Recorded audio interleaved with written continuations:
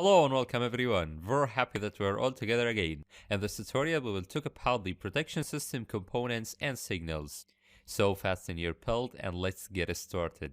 The aim of this tutorial is to learn about the position of the different components of the protection system, and we will understand the different signals that are used to detect the faults in the protection system. So there are some different signals that we use to detect the electric fault, and we will learn now which are those signals. So let's go ahead.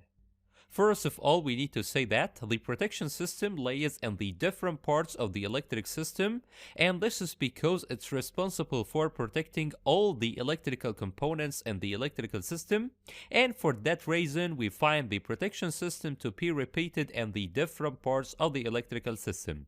So each device or component in the electric system has its own protection system to protect it. For example, there is a protection system at the beginning of the transmission lines and also at the end of the transmission lines, like that case here. And also we find there is a protection system for each generator, like that case here. And also for each transformer we use a protection system like that one. And when we are using that green box for the protection system, we are referring to the full components of the protection system, like the current transformer, the voltage transformer, the circuit breaker, and the relay. But as we have many protection systems inside the network, there must be a coordination between all of those systems to know which one must work firstly and which one must work secondly, and so on. Also, if we talk about the position of the protection system inside the power station, we say that the protection system lays inside the control room in the power station. Here, as you see, the protection system components are accumulated inside those cabinet, which exists inside the control room in the power station. But in that case, the voltage transformer and the current transformer lay outside the station or at the station yard. Like that case here, as you see, this is the current transformer and this is the voltage transformer, which lay at the station yard. Very good. But this is one case for the location of the voltage and the current transformers in case of the ordinary power stations. But in case of the gas insulated power stations or the GIS systems, which use the SF6 gas to insulate the busbars that carries the electrical power, in that case the voltage transformer and the current transformer are accumulated together in one unit inside the station. As you see, this is the voltage transformer and this is the current transformer, and inside those pipes there are some busbars that carries the electrical power. And this is the control panel, which is responsible for controlling the power flow through the busbars so it can cut the circuit or close it. Very good. Now, after talking about the position of the different components in the electric system, we need to talk about the signals by which we can detect the electrical faults. As we learned before, the great larger current passing through the circuit is used to detect the fault condition in the circuit due to the excessive current. And also the great larger voltage applied to the different components indicates that there is a fault in the circuit. So we need to see now how the voltage and the current signals can behave at the normal condition and at the fault condition. Here the upper graph indicates the voltage signal simulation across the time, and the lower graph indicates the current signal simulation across the time.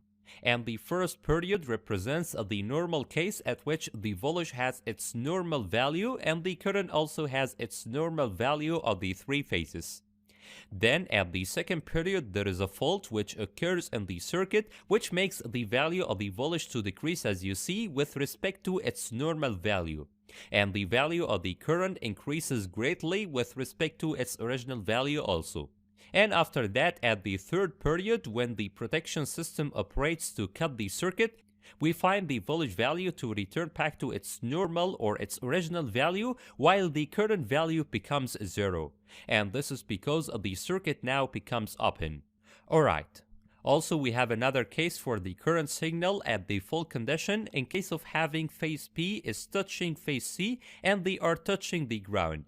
So that graph represents the signal of the three phases A, P, and C, and the first period represents the normal current signal case with no fault, Here at that case all things are normal, so the current through the three phases has its rated value or its nominal value. But when the fault occurs, at that case the current through phase A still with its rated value as there is no fault through phase A, while the other two phases P and C are having a fault current. As you see, their value has been increased greatly related to their normal values. And finally, at the third period, the protection system has cut the circuit, hence the current becomes zero at the three phases as you see. Alright, so that's for the current and the voltage signal and their behavior and the fault condition, so we can detect the fault by detecting the voltage and the current behavior. But actually, not only the voltage and the current signals are the signals that used to detect the faults, as there are some other signals that are used to detect the fault by detecting their behavior. And those signals are called the relaying signals, so by detecting the change in the values of the relaying signals, we can detect the fault when occurring. And the first signal of those relaying signals is the frequency of the voltage or the current, as the frequency may increase or decrease during the fault, so this change in the value of the frequency will indicate the fault condition. And also the second type of the relaying signals is the direction of the power, as the direction of the power flow may change during the fault condition, especially if we are talking about the generator faults. As at the normal condition, the power flow through the generator is going out of the generator, while at the fault condition, the direction of the power flow may be reversed, so the power is going back to the generator, not out of it. So that's for the direction of the power flow. Also, the third relaying signal is the unbalanced condition, and the unbalanced condition, as we illustrated before, is the condition at which we have different values of the power that are flowing through the three phases.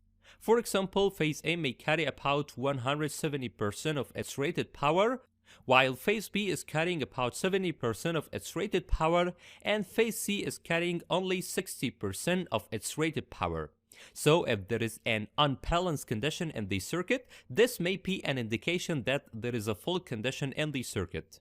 And also the fourth relaying signal is the circuit impedance Z.